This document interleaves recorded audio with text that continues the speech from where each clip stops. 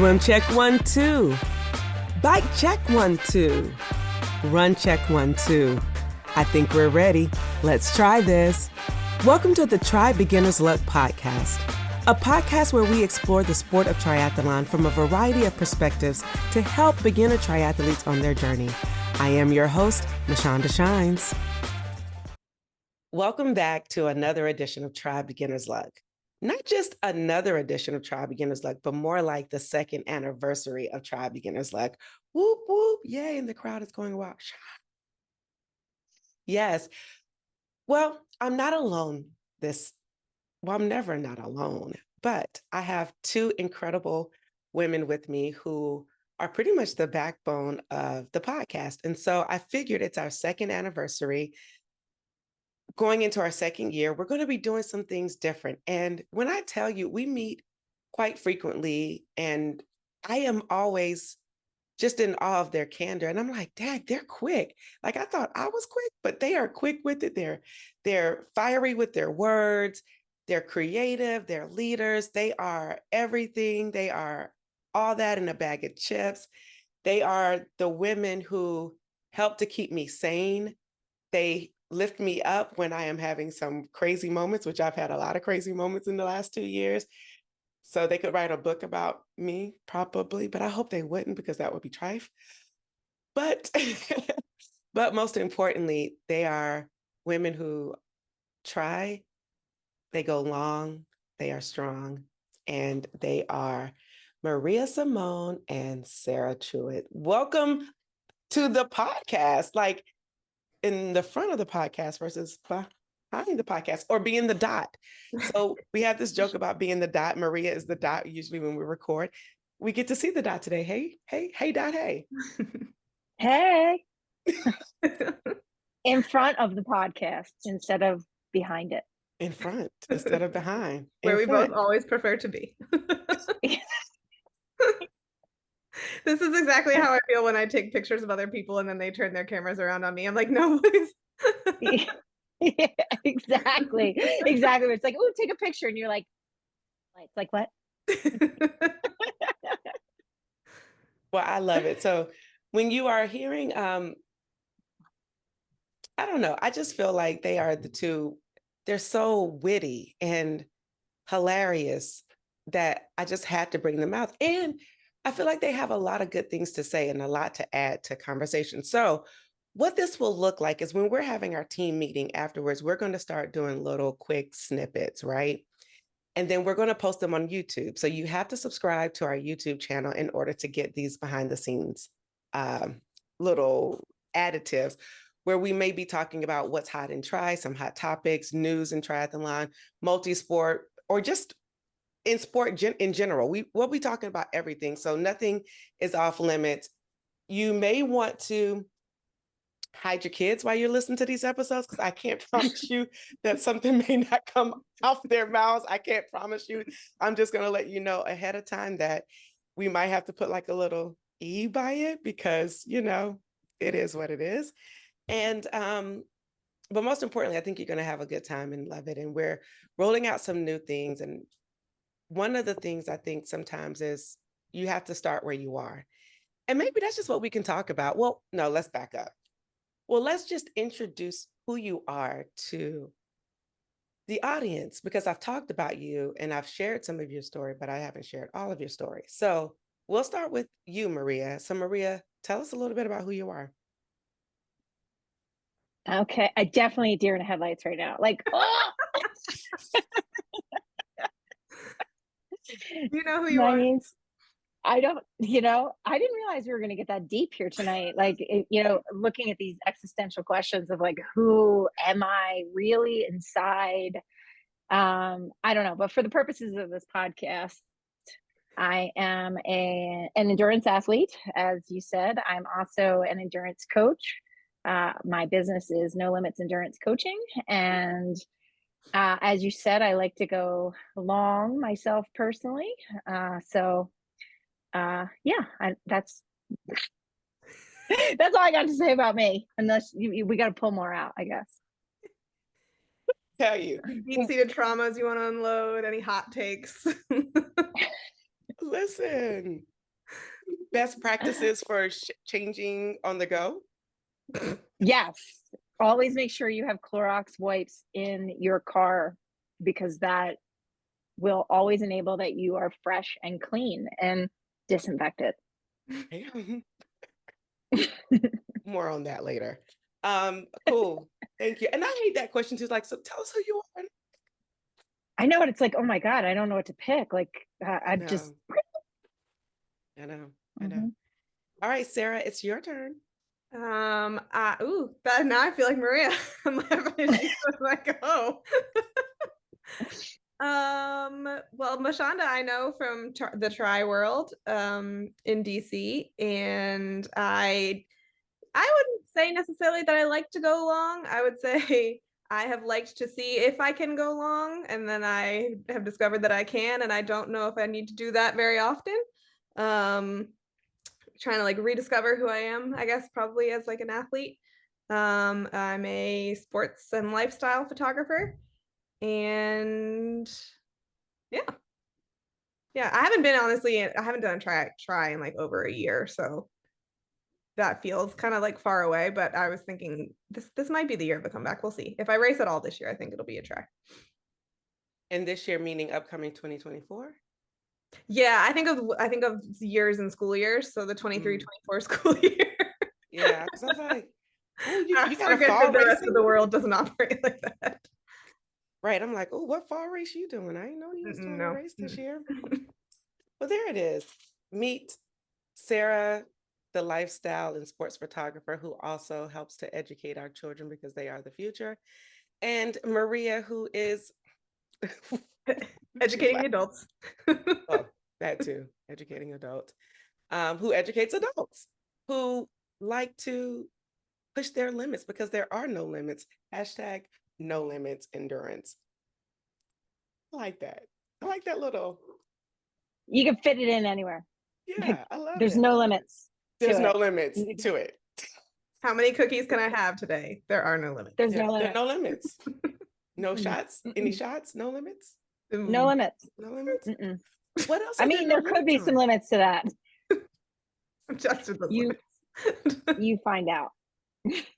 How many miles can you ride today? No limits. Okay. How many pictures can you take today? Ooh, there should be limits, but I usually don't follow them. The goal that shot count gets out of control real fast. Cool. So what was your summer like? This is just us talking. We're unloading about our summer, which everyone seems to have had a really good summer this summer, very busy and full summer. So let's just rap about our summer and then we'll get into some other good stuff. I sold my house this summer, which was really exciting because I wanted to move back into the city, but I think managing doing that and the rest of life has been a lot. So Michanda, you and I were just talking before this and at a workout over like last weekend, I think. At that point, I was supposed to be training for the New York City Marathon, and I've like looked forward to the New York City Marathon for years, and I've had this entry that I just keep deferring, and then this was the year, and then with selling my house and all the things going on, training for it just felt like one more thing I had to do. So I have chosen to just not do it because I don't want to. And I had people ask me, they're like, why aren't you doing it? Like, what happened? What's wrong? I was like, nothing's wrong. I just don't want to. Yeah. And the harder I tried to convince myself that I wanted to, the more I was like, no. And the funny thing, I joke about friends when they complain about workouts all the time. I was like, no one's making you do this. Like, except for you. And then I had to finally tell myself, I'm like, nobody is making me do this. And I'm not gonna. So yeah. I actually had the same, like Sarah was saying, we had this conversation and I was supposed to be doing North Carolina 70.3. Well, first of all, I didn't register for it in time and it sold out. And so I thought I could maybe do it. And I was like, okay, well, fine. When I get back from vacation this summer, I'll register and make it happen. And I was like, why am I making this happen? I came back from Wyoming after, I think it was Chicago age group nationals in Milwaukee and then Wyoming. And I came back and said, wait a minute. I have not just had time to be normal and to just be and to enjoy the city. Like I came from one transition of working at QVC where I was traveling for 2 hours one way and then coming back 2 hours, is 4 hours round trip. And I was just like, I want a life. I want to be able Mhm. to know what happy hour is like. I want to know what just going on a random bike ride, like the people who get to ride and sit down and have beers or coffee and just enjoy a ride versus having to ride for time or speed. And I came back and was like, you know what? I'm not doing it. And I'm only going to do what brings me joy. And so I'm working on what my strengths, I'm working on my weaker legs of the sport. And so I have a race coming up with, I'm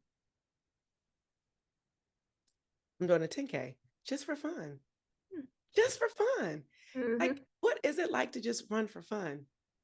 So that's what I'm doing. I'm doing a 10K with Team Ultra, the shoe company. So Oh, cool. I'm running with them for Marine Corps. So I'm excited about that. Yeah. Yeah, I like doing like just regular workouts for fun or races for fun. The problem is with like marathons and Ironmans and the longer ones, like I'm a hardcore, like gotta get my green checks on Training Peaks, gotta like stick to my plan. And if I Yeah. can't do it the right way with a distance like that, I don't want to do it. So Yeah. like I'll kind of like I just had to cut what I was gonna say because it was gonna definitely immediately trigger us to that E. Oh, I don't want to mess around. Um, and and gotcha. like be out there struggling and not enjoying it. Like it's already can be so painful on its own. If I'm in a race, I want to be able to like go into it confidently. So Yeah. But Maria's been crushing it though. hmm She's been crushing it. Tell us about your racing for the season or for the summer. Yeah, summers when you are a coach are busy. So like while the rest of the world is ramps down a little bit in the summer, that means they're all racing. So super busy. But I was able to get in some fun races this summer. So I'm bringing the party down. I did race and train. So sorry. you looked good doing it though, and like you had fun. Yeah, Absolutely. yeah. Running is always fun for me. So that's Yeah. never a not a fun thing. But yeah, I actually started off the summer doing well, summer. In the spring I did some longer races, but then like once the summer came, because I'm so busy with work, it's hard to commit to travel outside of what I'm doing for work. So I did some 5Ks and 10Ks locally, which was a lot of fun. And then recently I just did a 50 miler, which was super fun. Really had a lot of felt like myself again. So I guess most people listening to this don't know. I am the old woman in the group, grandmom. So Grandma died. grandma dot and grandma dot is getting used to being grandma. So Grandma it who's was felt like good. faster than us, further than us, Right. more than us. But calling herself the grandma, clearly. But it felt good to kind of feel like myself again. So that was super enjoyable for me. And now uh I am pacing a friend next week for Moab 240, which will be fun. Actually, one of my athletes and friend that I coach. So we'll be doing that. And I pace somebody else for Mogollon 100, which if you've never been to the Mogollon Rim in Arizona, you should totally go because the Grand Canyon and Zion had a baby and it's the Mogollon Rim and it's super cool. I keep describing it like that because I don't know how else to describe it. Like it is really a unique place, but an absolutely grueling race. So that was enjoyable too. I do like tough adverse things. So I kind of thrive in shitty. Oh, there it goes. Yeah, I just thought it wasn't me first. Done. Done. Put that E All on. right, cans We're done. open. Let's go. Let it rip. I Yeah. thrive in those kinds of things. I like it. I like it when it's a little snotty and rough. So even though it's hard. But yeah, my summer's been a lot of fun. I love Busy, that. super busy. I think that's so cool because this summer, you're having a summer where you're getting back to feeling like yourself. Whereas last year, Sarah and I was, training and doing stuff. And so I think this is a good point to talk about. There are going to be seasons where you're going to have great seasons and you train all the way through and you're feeling like yourself. And then you're going to have seasons where you may want to pump the brakes so that you can still remember why you love doing what you're doing. Mhm. And so I think that that's okay too. What advice would you have for like someone who is on the brim of wanting to give up because they feel like they're in a unique, sticky place. Like, what would you guys say to do to get out of that sticky place to want to continue to do sport? I think Sarah's story really, yeah, sorry if I cut you off, but like Sarah saying, like people are asking her, like, what's wrong? Why don't you want to do this? I think one of the things I see a lot with people I coach is that peer pressure is real and it's legit. And think finding the confidence in yourself not to give into it is really important, because what happens, you know, if all your friends are doing X and like inside you're like, I just really have zero interest in this thing, but all your friends are pushing you and pushing you, I think you really need to summon the confidence inside of yourself to say, this is not what I'm interested in right now, just like Sarah has done. This is not what I'm interested in doing. And realizing that just because you're not doing it now doesn't mean you won't do it ever again. So I'm 50 and have been doing, pretty much a lifelong athlete, except for, a brief stint in the 20s where life was not quite as healthy as it could have been. You know, Diversifying. What's that? You're diversifying your interests and I was diversifying my interests for a portion of my 20s where things are not quite, I would not call myself an athlete during that time. But anyway, all that is to say, I've invented and reinvented my athletic identity many times. And so, like, sometimes you're a triathlete, sometimes you're a runner, sometimes you're a swimmer, sometimes you're a hiker, sometimes you're a rester, you're just resting for the season or whatever.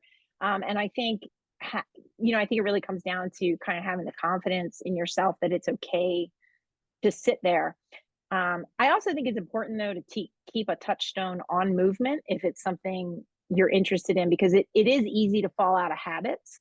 So if you keep a little bit of movement in your life, when you're ready to return, I do think, to structured training, that is, to the green boxes, to all that kind of stuff, your body's ready for it. But I do think trying to resist the peer pressure to do the things everyone else is doing. And if your friends are all doing a race and you want to be a part of it, go volunteer. Our race directors need you desperately to volunteer. So those are some quick things that I would say. Have some confidence, find ways to still enjoy movement that may have nothing to do with swim, bike, or run. And then if you want to be a part of the race community, you can still do it and volunteer. Be your friend's Sherpa, be a pacer, be whatever. And I think those are some things off the top of my head. Mm-hmm. I think that's totally solid. And you hit some key things. That peer pressure, I don't think we've talked about peer pressure enough, and how some peer pressure is good, but some peer pressure can be very toxic. Mm-hmm.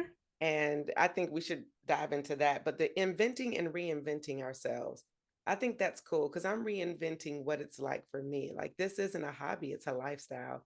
And so with lifestyles, you have to come and go and bob and weave with, like you said, a runner, you're maybe a cyclist for a season. So I really appreciate that. So thank you for offering that, Maria. Yeah, I think your point about peer pressure is a good one. Especially like, it's so great to find community in sports, but it really can be like you just start feeling, especially I think with distances, like, because it can kind of be the great equalizer of like, well, I might not be as fast as that person, but I can go do a marathon. I've had that conversation with a couple people who are like, I just don't know if I want to do it. I'm like, don't. If you don't want to do it, don't. Like, marathons are awesome, but they hurt. They're a big commitment. They're a lot of work. And if you don't want to do it, don't. I told myself I didn't like them enough that I would want to do any except for the world majors. I just like the world majors, like the whole spirit of it. I don't really care about the stars so much as just like, I love seeing the masses of people. But yeah, like just because you're in a group that has a whole bunch of people who are training for a marathon, like, you don't have to do that. So for me, it's just kind of always thinking back too of like why am I doing this? I like to swim, bike, and run just for the enjoyment of it and the feeling I get afterwards. And racing, I like to do specific races. So my like key point that made me realize I really didn't want to do New York was like, anytime I've struggled through a training cycle, I think about the race and like, oh, race day is going to be so great. Like, I'm going to see all these people. But thinking about even New York, which is like one of so many people's favorite races, even thinking about that race, which I've spectated, I was like, I just don't care. And that was like my clue. Like I don't need like the goalpost at the end usually can pull me through. And I was like, I don't even care about the goalpost at this point. So just taking a step back. And it's like all things. It's like when you get injured, you never want to work out more than when you're injured and can't. It's like if I take a little bit of a break from how I've been doing this, I'll miss it and I'll come back. And come back stronger and better. Find your why, find your joy. I think, when you find your why, you can find the joy of why you do it. And that also helps too. Mm-hmm. Cool. Yeah. I like how Maria's just staring right in the camera, like just coaching us with her eyes. Right. She's coaching us with her eyes, like I'm just being Shonda, creepy. you better Just not being say creepy. it. What? Really good at creepiness. You are. You are good at creepy. So what else fun and exciting happened this summer? Did you meet any cool people? Did you do any cool things outside of sport? Go any cool places? Yes, sport is my life. Of course for you. So no, I did nothing cool outside of it, but I had fun with it, with sport. I actually hosted a run camp out of my house for the first time, so that was super fun. That is a bunch bold. of yeah. There were 6 people, and I took a bunch of sea level people up their first 14er ever, which is always my favorite thing. I love like kind of showing people how to hike. And then I also, when I was in Lake Placid, I took a group of people that I coach up Mount Marcy, which is the tallest mountain in the Adirondacks. So I guess I'm sharing things. I guess it's still sport related, but not race related. So I'm trying to stick with the spirit of your question without, but I really don't have anything super interesting outside of that kind of stuff. But yeah. I feel like you so nicely saying like your favorite thing is to teach people how to hike, but really like, is it just fun to watch sea level people struggle as they get like, I feel like that's the real enjoyment. It's like, is it really like, I mean, here's the thing, right? Like people suffer a little bit. I think most coaches have that like little bit of masochistic side to them, like you're running a practice and you're just watching people like puke at the end of like repeats and you're like, yeah, it's good. It's a good workout. I like it. I nailed that. I like that, or when I'm reading comments and Training Peaks and people are like, yeah, puke zone. I'm like, oh, cool. That's good. Or if it's like a long workout where it's really not a puke zone kind of thing, it's like, oh my God, that was sore. I was hurting. I'm like, yeah. Like, I just like that. Like, even as an athlete, I just like that, like, leaning into the discomfort is like when I did that 50-mile race, I have my athletes, they do like little planners and goals, and I did it for myself. And like my primary goal was like, I just wanted to lean into the pain and just stick with it and be with it. And I feel like I did. So it was fun. So what tips? Everyone has now turned off the podcast because like that woman has a problem. This is weird. This just got weird. But maybe in another time you'll tell us what it means to lean into the pain, because I don't think a lot of people know what that means, what it feels like, or what kind of sensation it is. We don't have to go into it today, but at some point I want to talk about leaning into the pain. You've had some fun travel. You said what? It's my favorite topic. Sarah, you've had some fun travel. Yeah, I did some like family and friend travels this summer. I was so bummed to miss Placid. That's like my favorite event. It just lined up with an extended family vacation we had planned for a while, but I have a feeling I'll be back next year. Because I'm skipping New York, I planned a Euro trip instead, so I will not be in New York. I'll be in Amsterdam for a long weekend. And then I shot a bunch of really cool things this summer. My favorite was I did a charity boxing match. So like sport, but different sport. And that was a lot of fun. It was cool. It was like average people doing it for charity, but they've trained for months for that. So that was really cool to see. Yeah, took a bunch of pictures, made my way around. Yeah. I love it. So I actually, probably 3 weeks that really rocked my world was being in Chicago and going to some crit races in Chicago and really being around that. Like I really, really, really enjoy crit racing. And so was able to go there and hang out for their crit race. Then I went to Age Group Nationals, which was really cool because this year at Age Group Nationals, they had the PTO Open. And so that meant the professionals were racing. And you know how we think that professionals have it all together, but they don't. Some of them really don't. And it was funny to see how this one person was about to take off their helmet before when they were at the dismount. And I'm like, no. And it was just like just little things. So it was really cool to see how, professionals, they make the mistakes too that we as age groupers make. And it's okay because each race you get a time to learn. But I got to meet some of my favorites. And I'll save one of them. I'll start with the one that's he's more of a new favorite. Like he's the GOAT. He's considered the GOAT. And to see Jan Frodeno win was just really powerful, right? Because he did it it wasn't effortlessly. Of course, he put some effort in it, but I got to see why he is the GOAT. And then he gave me a lot of compliments. He was like, "Oh, you're the fly girl that was over." And I was like, "I'm the fly girl." And he said it in front of friends. So I have the receipts. So that was just kind of cool. Like he was just like a cool dude. And I got to meet Taylor Knibb. And that probably, many of you know, she's a, local, well, she's a Washingtonian, and her mom races the local circuits, and she's just like a really awesome person. And to like sit and talk to her and try to get her to body roll, it was hilarious. I was like, "Come on, Taylor, let's do it. Let's do it, Tay." And she was like, "Oh, okay, no." So it was really fun. And then I went to Wyoming. And that's where I think I made the decision, once just being out there and letting nature talk to me. I've never been to Wyoming before, and it was beautiful. And I see why it's important for us to, get around in our country. Like there's some really beautiful spots in the country that don't get the hype that it deserves. But I was just wild. Like I was like, is this still the United States? Is this real? So it was really cool to do that. So that's kind of my highlights of the summer.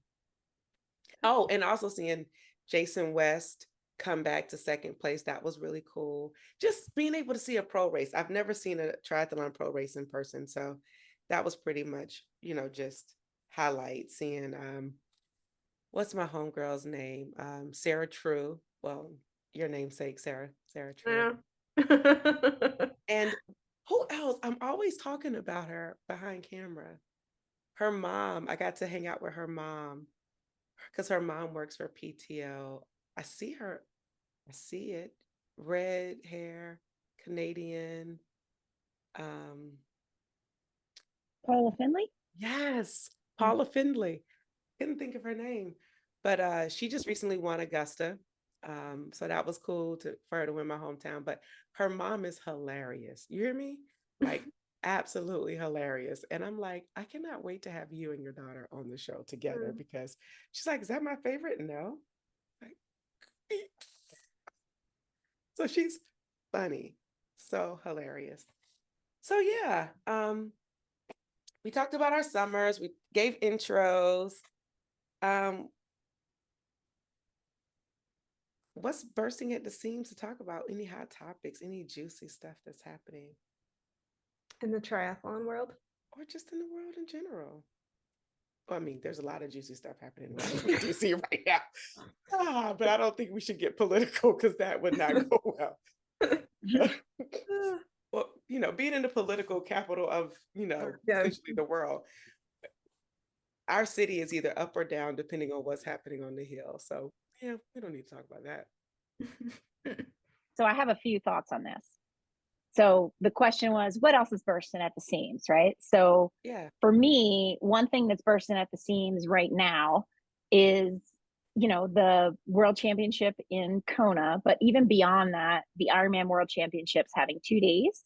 I know there's a lot of people who are unhappy about it or don't really support the choice, but I would like to throw just some thoughts in because I thought Nice was a really spectacular event. That course looks amazing. I cannot wait to be there next year to support my athletes. who will be racing there, and our assistant head coach is going to be racing there. So I'm really excited to go next year, because that course looks off the hook. So I mean, I have some thoughts. I feel like, back when I was racing competitively in Ironman and trying to get to Kona and World Championships and all that kind of stuff, the starting line at Kona was 75% men, 25% women. Mm-hmm. Sometimes worse, sometimes 78, 20, 22, but it's always somewhere in and around there. 3/4 of the race is men and 1/4 is women. And that's not because there aren't women interested in racing. It's because there was limited slots on the pier or whatever that excuse was. We finally got equal slots for women, professional female women, which is amazing. Professional female women last year, and women had their own day, which I thought was amazing, because you really saw how spectacular that pro female race can be when they're not interrupted by age group men screwing around with their bike, with their bike performance. So I think we really saw what is spectacular about professional female sports. The other piece of this is, there is equality in spots when you have 2 days.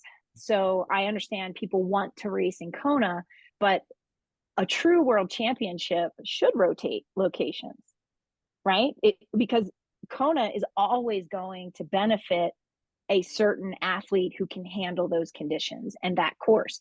But another thing we saw over COVID, when the World Championships got shifted into St. George, different players got to play, right? Because St. George is a very different kind of course. So different players got to play. So I think it's fair for the professional sport to rotate from location to location. And I think it's fair for equity and inclusion, because now there are equal spots in the pro ranks and in age group ranks to get into the World Championship race. So because there are more slots all around, it does change the nature of how we fill those particular spots. But for years, I would go to roll down, be on the podium in my age group, but not get a slot because there's only 1 or 2 slots in the age group, while I watched on the male side the slots roll down, because they had so many slots in the popular age group that outside of the top 3 to 4, nobody wanted them, but the age group would have 7 to 8. So I would watch it roll all the way down. But where was the outcry then? Right. So everyone's pissed off right now because slots are rolling down for females. But where was the outcry when this was happening for years? Like, I would watch men who I actually beat in time get a roll down slot, and I didn't. Like, how? Like, so where was the outcry? Because I had a lot of outcry for that.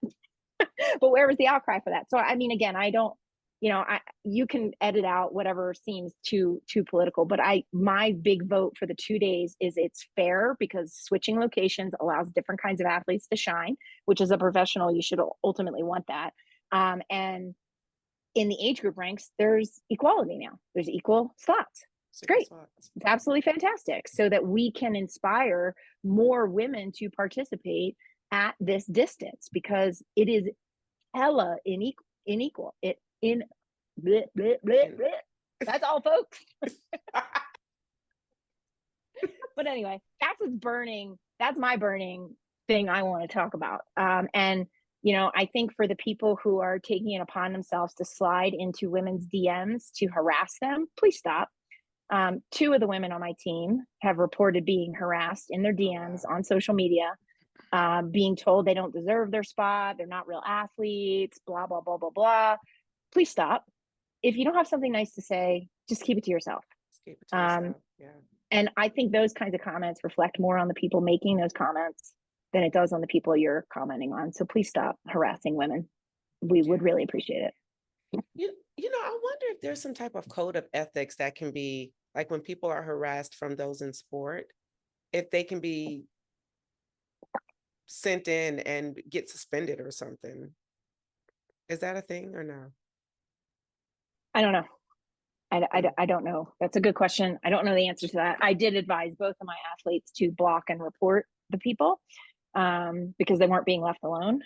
But I don't know what sort of jurisdiction, like USA Triathlon could or would, or Ironman could or would take over that. I really don't know the answer to that question. Yeah.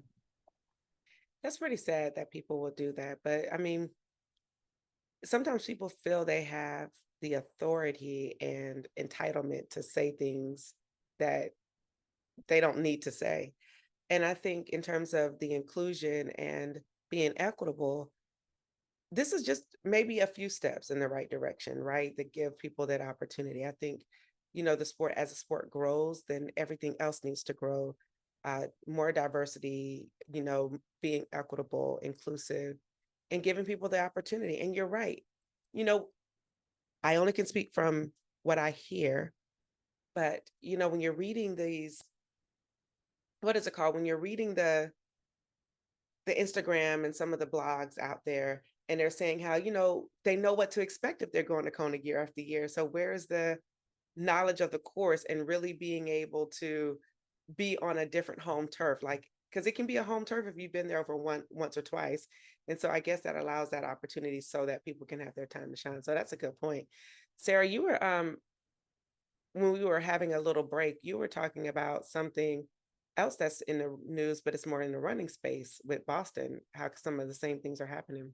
Yeah, people have just apparently, and again, this is all gathered from, the social medias and the interwebs, but people have been complaining that I guess they seem to think that it's easier to qualify for Boston as it is as a woman than it is for a man. And I don't want to spit out false data, so I'm not going to report any, but from what I've seen people reporting, that tends to not actually be the case.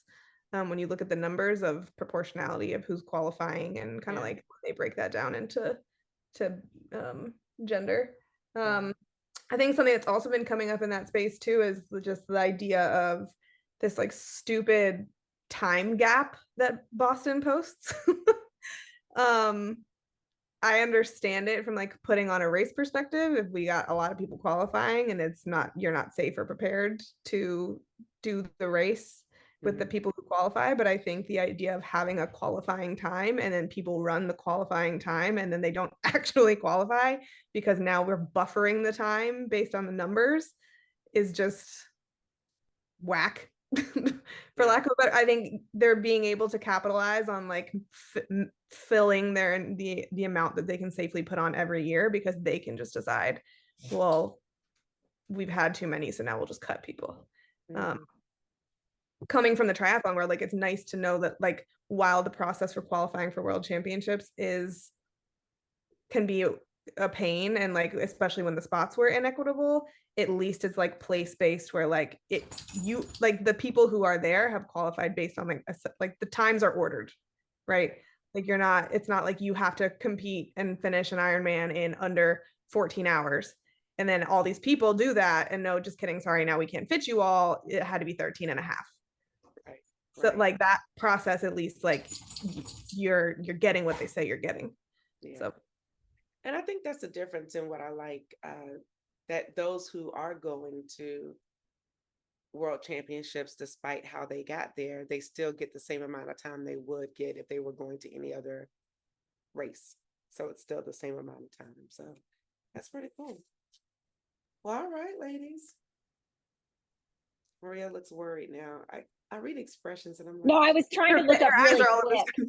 I was trying to look up really quick what the gender gap might be at Boston. And again, I don't want to, I can't vet the source I'm looking at in the 3 minutes we're on this podcast, but one site is reporting that it was 43% female in 2022. Yeah.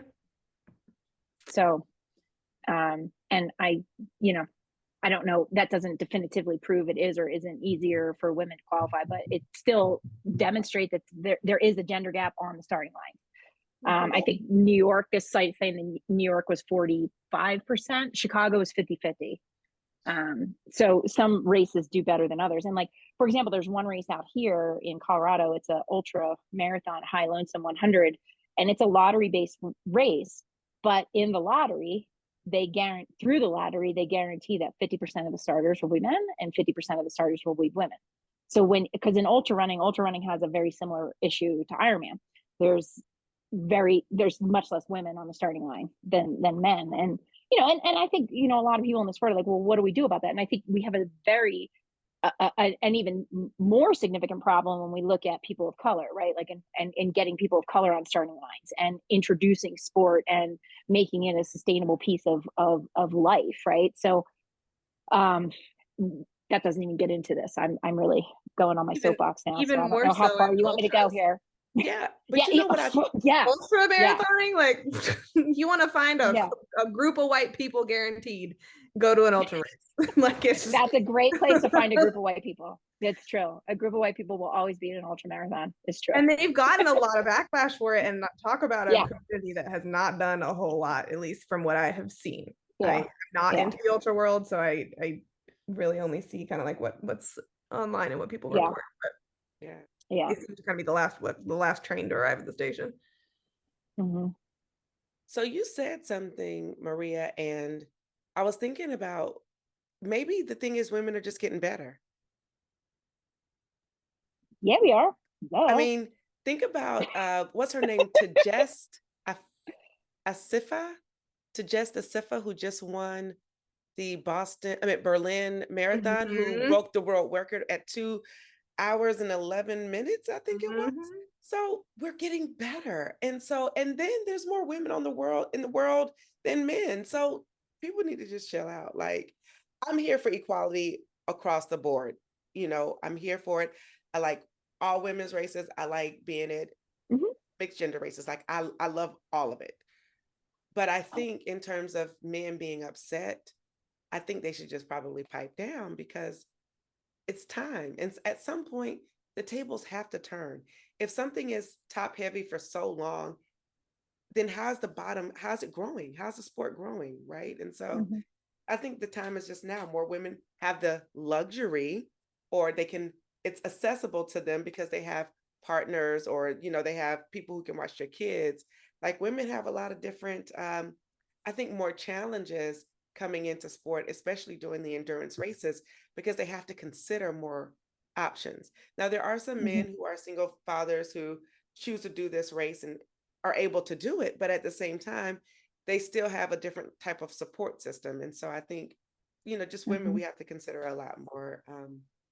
And maybe women are just getting better. So that's why they're coming back and getting their percentage. Hmm.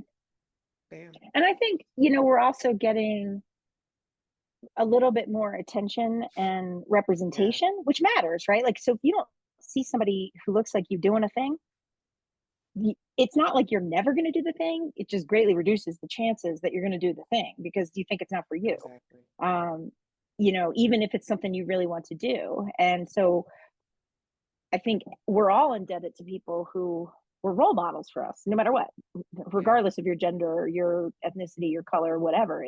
We're indebted to people who became role models for us, and it's not like you can't have, as a female, you can't have a male role model and vice versa. Obviously you can. I mean, in the ultra world right now, Courtney Dauwalter is everybody's role model. yeah. A girl, you want to talk about the goat, man. She is the goat. So, and it's funny, I was running track. I went to my local track and I, just to do a workout, and there was a young woman there, maybe like college age. And at the risk of being like grandma, because everyone looks like they're 10, Hmm. but I'm confident she was a young woman of college age, and she was running track repeats, and she said something like about Courtney Dauwalter, and like I'm trying to train like Courtney Dauwalter, and I'm like, how freaking cool is that? Like this young woman is like seeing somebody who resonates with her, and I think that role models matter a lot, which is, I think, Michanda, a kudos to you because you've done over the last several seasons of the show, you've done well to bring people to the spotlight who don't get that attention. And I think that's really important because they deserve the attention just like everybody else, for a variety of different reasons, and kind of shining the spotlight on people that don't always get it so that we can see ourselves in other people. So kudos to you, Michanda, for finding those people and giving them space. Thank you. I mean, but that's the premise of this show. Like, it's Yeah. to highlight those who may not get seen, but also those who are seen, and just to be diverse. And I think that's because I am the minority. So I understand what it feels like to not be quote unquote seen, or to have my voice diminished. And I don't want that for someone else, because I believe there's power in what you're saying, representation. Like, I came into the sport in 2014, And I remember Ann Westling, who is an announcer for rock and roll, and she does, commercials and things of that nature. But she's an announcer, and she was announcing at the time for Philly Tri Rock, and I was just like, this woman who's wearing these, she had swim caps as a skirt, real cute, flamboyant, blonde, like just real cute girl, woman, excuse me. And I had an opportunity to see her this year at Rock and Roll in DC, and I said thank you. I was like, yes, would it have been awesome to see a woman of color? Great, but it was a woman who was representing it, who was encouraging the crowd, and I was like, if she can do this, then perhaps I can. And perhaps someone sees me. I mean, I have a smaller platform, right now, but maybe someone sees me at a race announcing and be like, man, I can do that too. So it's like we got to pay it forward and bust down the doors. And it's usually always a little bit harder for those who are the first to come into something. But I'm just appreciative that I can provide this platform because no one else would have done it.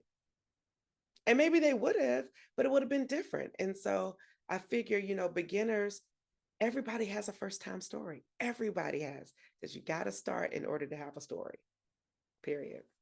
Ooh, are we telling our first time stories? Go, Michanda. We This would be such a good title. You'll never forget your first time.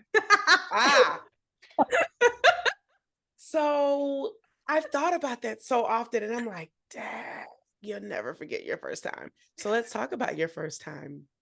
Let's go. Sarah, tell us about your first. My first triathlon? Or whatever you want to tell us about. Because you went there. And so I was like, well, let me match her energy. I'm just like, mine is really fun. My dad got into triathlons when, in like 2008, as like my brother left for school and then I left for school, and like going through like the transitions of life, found triathlon. And so then, we did a family relay where my brother was a swimmer in high school and my dad rode his bike and I ran. We did a relay and I got into it because my dad got into it. So actually my very first was a sprint, the Rumpus and Bumpus with Kinetic. So I trained my sophomore year of college for that. And those were the days, that was like 2009. So then those were also the days when like Rev 3 had a really, really great circuit, especially on the East Coast. And you got to race like really with the pros. So like I met like Marinda Carfrey when like early back in those days, like, cause you're right there with them. They had like, it was a great setup. And it was just, I mean, it's like everyone's story. You go to watch, it's contagious. You want to do it yourself. So like I surprised my dad for Father's Day. I watched him do it and I was like, this guy can do this now at this point in his age. Like I can do it. I'm like, like a cocky 19-year-old. I was like, oh, I can do it. So watching him led me to my sprint. We did like the family relay for a half rev, they called it. And yeah, just kind of caught the bug too. Cause then you get the community, you get the friends, you build the consistency, or like you said, it becomes a lifestyle. So, yeah. Thought I was going to die on the swim. I think that's probably most people's first time story is this. Like, if I just make it out of this water alive, I can drag myself through the rest of it. Yeah. Yeah. I love it. Well, we'll probably hear more about your first time too, because we're going to have you back on for something that we're doing, which I'm going to talk more about. Might as well just say it now before Maria goes. But this season, we're highlighting teams and friends. So we'll be able to showcase some teams and friends because it's the end of the season. And I want people to understand like just how important community is. And so we're focusing on that. So Sarah is a part of this triplet little situation. And so we'll have them on. Don't worry. Okay. Maria. Yeah, so I am a lifelong runner turned triathlete. So I had been running some marathons and had like a little injury, not terrible, but enough that like I couldn't really run. And I remember having a conversation with my husband being like, what am I going to do? Like, I can't run. And he's like, well, why don't you go swim? And I responded with my face in the water. Classic. So yes, with your face in the water. So, I was a big bad marathon runner. Like, how hard could this swimming thing be? I grew up on the beach. I could swim to save my life, like doggy paddle kind of thing. So I'm like, how much harder could it be? Like, I mean, really. So I went to Dick's or whatever sporting goods store, and you know how like they always sell like the huge goggles in there, like they don't really sell like the small ones. So I had like these huge goggles that like covered half my face. Went to the pool and swam 25 yards and was holding onto the wall for dear life. Like, oh my god. But I was sort of like, well, I got to figure this out. Like, I can't. I got to figure this out. I got to figure out how to swim. So figured out the swim piece of it enough, to Sarah's point, to feel like I could survive the swim. I bought a bike from, I'm a 5'3" woman. I bought a bike from a woman who was 5'7" maybe. So the bike was definitely a bit on the big side. Um, but it was only like $200. So like bonus, I figured it would work. Showed up at the race, got kicked within the first 5 seconds of the swim. So swam the entire quarter mile with my face out of the water because I was afraid to put it back in because I thought I would get kicked again. Survived it, got on the bike, whatever. That was probably like I barely reached the pedals. So like a little kid with her feet dangling off the seat. And then got to the run and I was like, okay, yeah, all right, this is I got this part. But I was so like I finished that race and I was so uh, pissed isn't the right word, but I was like so like I need to figure this out. Like I was more like this was not how it's supposed to go. Like I had fun. I was like pumped when I crossed the finish line, like absolutely hooked. But I was like, I need to figure this out. So that summer I did like 10 sprint triathlons because I was like, and I did them like every weekend because I was like, I need to figure this out. Like this is like a puzzle that needs to be put together and figured out. And then that summer I also went and spectated Ironman Lake Placid because my husband was going to sign up for it. Oh, I was that'll do just there. I was just there, yeah, it'll do it. That's exactly right. It'll do it. it. So there I was with a couple sprint triathlons under my belt, feeling pretty fancy, and signing up for an Ironman in the high school gym at Lake Placid because those were the days that you had to sign up in person if you actually wanted to get in the race. And I remember standing in line. So this is a good part of the story too. It's a little far beyond, but we were standing in line in the high school gym in Lake Placid signing up. And my husband's in one line, I'm in the other. And I literally knew nothing other than I just watched this race and I knew what the distances were. Like, and I had done a couple sprints. Like that's where I'm at. And the woman at the time said, okay, that's $500, which I know by today's prices, everyone's like, wow, that's so cheap. But at that time I was like, oh my God. So I looked over at my husband, like, do you know how much this costs? And I said it so loud that we're in high school gym, it like echoed and it got real quiet. And then everyone laughed because they thought I was kidding. I was not. I had no idea. I was like, holy shit, I can't believe what this costs. And I was like handing her my debit card. And I like took it back and I was like, we're gonna have to do the credit card because there's two of us registering and there's no way there's that much money in the bank. So yeah, no. So that's like my first time summer. That's what happened. So then after that, I was all in, all in. All in. I love it. Well, people have heard my first time story, but just a big recap. I did a relay and didn't know I was doing the relay, was in Georgia working at Turner Sports at the time, but was at the CNN building doing some laps. And this lady was like, hey, do you want to swim on my swim team or on my team? Cool, fine. So I've actually had Leslie on and I swam and was like, oh, it was my first time ever open water swimming that day. Everything was a first time. It was first time being at a triathlon, first time being at a swim meet, doing a relay. And so I absolutely love relays for that matter because that was my first taste. And then I did my first full triathlon on my own in 2014, Philly Tri-Rock Philly. So yeah, cool. So there's a couple of different ways you can get into tri, but the most important thing is that we want you to try. And so whether you do a relay or a friend or family member peer pressures you into doing it, or you see it, get out there and try. And if it's not triathlon, get out there and do something that will move your body, that will allow you to stay healthy. I think that's the most important thing is just to move, stay healthy, keep your joints oiled by movement and breath work and all the good things. Because that's important. And most importantly, we just want you to be here with us longer. So of course, we feel like triathlon is the way, but you may want to just swim. You may want to just run. You want to just bike, but we prefer if you would just run,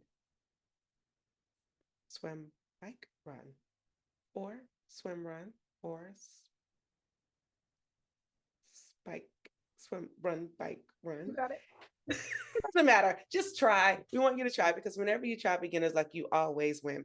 So I feel it's only right if we do a few rapid fire because after this, we are going to be in a shorter, more condensed version where it's going to be like really quick, but it'll be on YouTube. So you have to get YouTube to get some of the latest and greatest of what's happening. But let's just do it. Sprint, Olympic, half distance, or full distance. You go first, Maria. As in preference, half sprint, half or full. Yeah. Double Olympic. too. Double Olympic. full is also good. Yeah. Half marathon if we're talking just running, but triathlon, Olympic. Yeah, Olympic for me as well. Wetsuit or no wetsuit? Wetsuit. I'm no Depends. wetsuit. What's everyone else wearing? If it's wetsuit legal, wetsuit. If it's not, nope. Yeah. I'm not comfortable racing anyway. So put me in that wetsuit. Yeah. I mean, if I have to wear it because of the temperature, sure, but I will prefer. Or if it's protecting us from jellyfish. Oh, Sarah, you would bring that up. Mm-hmm. Yes. Yes. If it's protecting us Too from soon, jellyfish. Sarah. Too soon. I didn't go through that to never talk about it. Well, maybe we'll talk about. Did you know they had no jellyfish this year? Oh, I know. And I had to tell myself, just because you have been through something traumatic doesn't mean other people do too. I am happy for them. I am glad for them. I wish we had that too, but I'm glad that they had a positive race experience. Sometimes I just want people to have that experience because I feel like we shouldn't be alone in that. I mean, of course we're not. There are a couple of people in years before us that had that experience, but I feel like by the time it came to 21, it was like, we're taking them all of them. Yep. Oh, anyway. Gels or real food during racing, race nutrition? Depends on the distance. Yeah, I'm a liquid. I like liquid. Yeah. I would have, a couple of years ago, I would have said real food. I did a lot of Uncrustables on the bike. But Maryland, I did all liquids on the bike and all gels on the run, and that worked really well. Yeah. High cadence cycling or grinding it out with lower cadence? High cadence. I'm low cadence. I know it's not what you're supposed to do. It's very comfortable. As long as you know it's not what you're supposed to do, it's fine. I know, and I got a lot of people listening right now, so we want to make it clear what's the appropriate. To be clear, I do high cadence. Like I have to focus on it. My natural is just like slog through. Yeah. Yeah. I had to learn that too. I'm a slogger, but I'm more of a power rider because I'm, but the high cadence is definitely what I like now, but it's nothing wrong. There is a right way to cycle, and we'll talk about that. Let's move on from this. T1 or T2, which is more challenging for you? T1 for me. T1. You're wet. It just complicates everything. Mm. Wave start, time trial, or mass start for swim? I like the rolling start. Mm-hmm. Yeah. It's a lot more like energetic and like. Yeah. I think I would just go with mass starts just because we don't do them anymore, but I mean, a few races, but it's just the point. It's funny. We were just talking about mass starts the other night and how like people think like they're missing out. You are not. Like I have been mauled, attacked, black-eyed, kicked. Like it is not fun. It's wild. That's the humanity not at its best. Yeah, wild. They're in the grocery store. Mass starts in the grocery store. Two worst places to observe humanity. Yeah. Any start, honestly, as long as you're not having to tread water in the and wait. But that is I hate that. Yeah. And pee on the bike or get off and take a proper pee break? Pee on the bike, 100%. I'm a pee on the bike kind of girl. Sarah, you get off? Mm-hmm. Not because we thought you were down, Sarah. Come on. I am not going fast enough for it to matter. And I'm a chafer, so we can't add any extra. That's real. That's real. Anything extra. Well, ladies and gentlemen, there you have it. You have Sarah Truitt, Maria Simone, and me, Michanda Miles. We're so excited that you tuned in for us. I hope you've enjoyed it, our random conversation. This is going to be called Try Beginner's Luck Unfiltered. So unfiltered. So today we were a little bit filtered just because this is for the mass populace that's going on the pod, but on YouTube you'll be a little bit more unfiltered. So tune into YouTube, go and follow us. Follow us on Instagram, Facebook, and anywhere, and listen to us on anywhere that there's podcasts. All right, we're out. Peace. Thank you for tuning in and listening to this episode. We need your help so we can continue to try at TBL. So for more information on where you can find and subscribe to this podcast, visit www.trybeginnersluck.com. And don't forget, whenever you try Beginner's Luck, you always win.